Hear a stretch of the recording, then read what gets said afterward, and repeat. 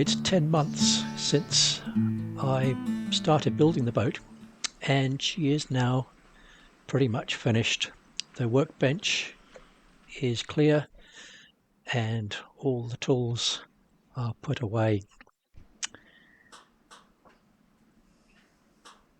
And I had hoped that at this stage I'd be making a video of the boat afloat and under sail.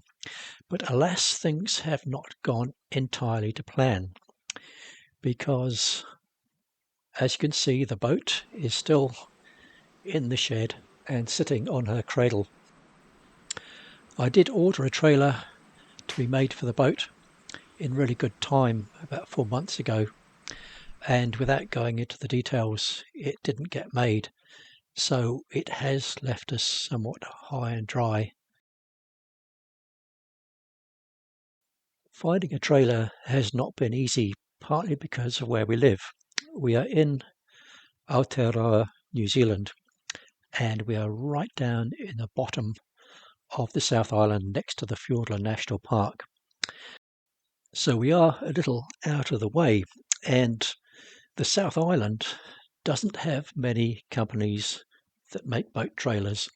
So there is now a trailer being made for us in Auckland, which is over 2,000 kilometres away. That'll be shipped down to us, and hopefully we'll have it in a couple of weeks.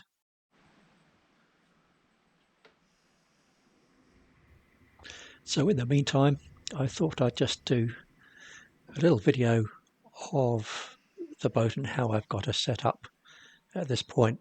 Of course, always subject to change. The tiller set up with control lines to lift and lower the rudder, and of course the helm impeder as well.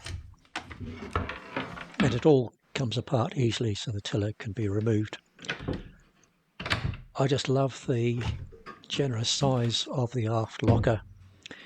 And in here at the moment I've just got the main sheet and the lines for the reefing system, and also this is where the duck will live. And of course it's really important that the duck has a good spot in the boat.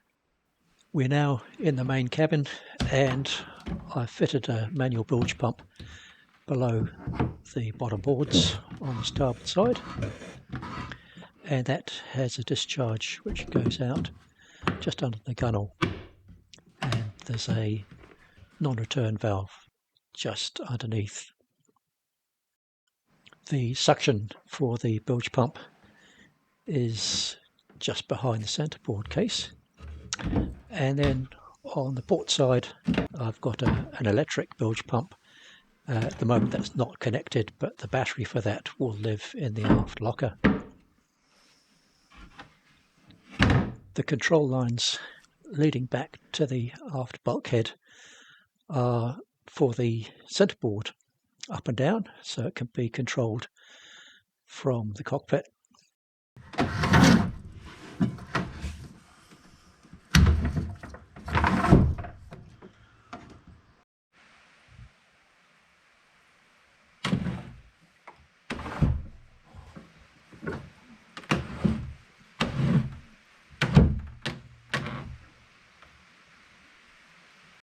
So coming forward into the crew quarters, and on the port side there's a locker for storing the mooring lines, and the centre section next to the centerboard case on the design is used for the storage of the oars, but I'm planning to keep the oars out on deck to keep them handy. So in here I've put the anchor warp and 5 meters of chain, and also the main anchor, and this is a 6 kilo grapnel anchor.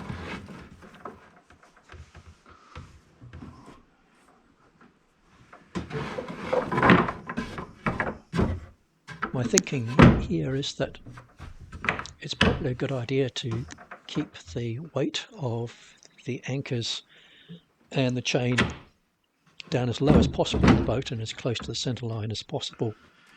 And I believe I'll finish up with about 25 kilos of weight down next to the centerboard case to act as a bit of ballast. And in the locker out on the starboard side I have my favourite thing, which is a fisherman anchor. I've had this for a long time. It's probably a little light for the boat, around about 3.5 kilos, but I figure with a good length of chain it should work okay.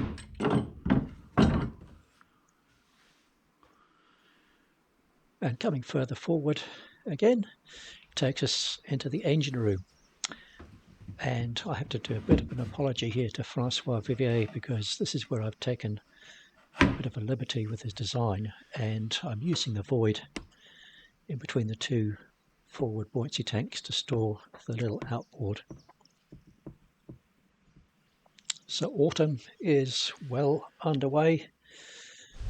The winter firewood is split and stacked up, and Max has taken up his favourite position in front of the wood stove.